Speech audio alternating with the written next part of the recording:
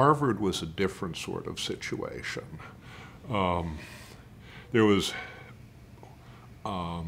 phenomenal talent there as well. I mean, I had the great good fortune throughout my education, thanks to watchful parents, to be exposed to a succession of teachers who changed my life. I think most people are pretty lucky if they get one. I must have had a dozen over those years, and a lot of them were at Harvard.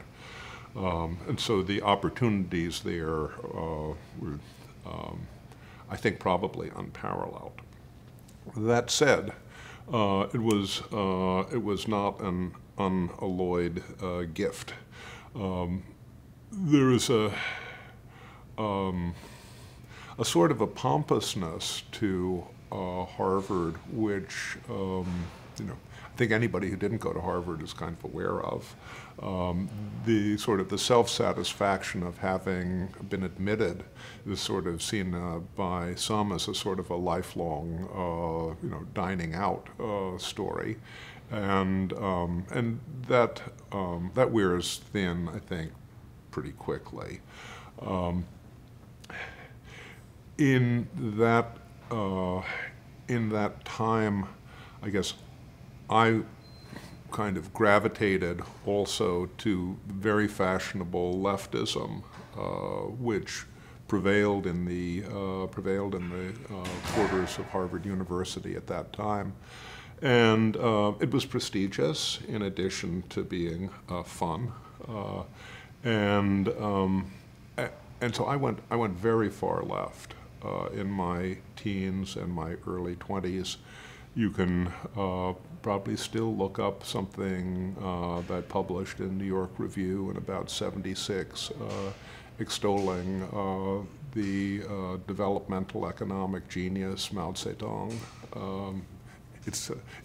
It hasn't been ripped out of the libraries the way the communists ripped out the Libération when it was defending the invasion of Poland.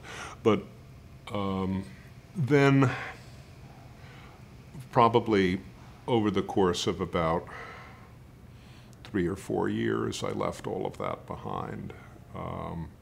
And it was a gradual process, but it was accelerated by a sojourn for a year at the London School of Economics.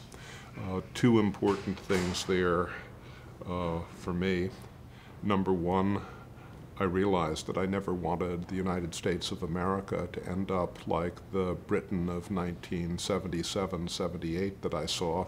Just a year before that, the UK, of all countries, had applied for a loan to the IMF as if it were a third world state. I didn't want to see America walk down the path of a sort of a Little Englandism. That was a kind of important education for me apart from school.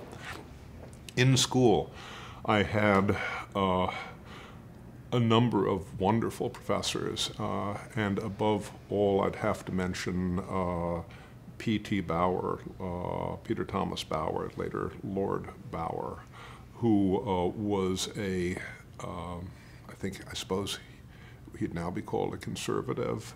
He's a skeptic about foreign aid, a skeptic about central economic planning. He'd give these intentionally provocative lectures, and at the end of them, I won't do his accent, at the end of them he'd say, I will now take any questions no matter how hostile. And I exhausted some of this pretty early on. And after a month or so of this, I said, well, Nick, you're going to have to either get some new facts or look at your opinions. And I never had a epiphany, a road to Damascus, but he was certainly also instrumental in my course correction. Grateful to him for many things, of which that is one.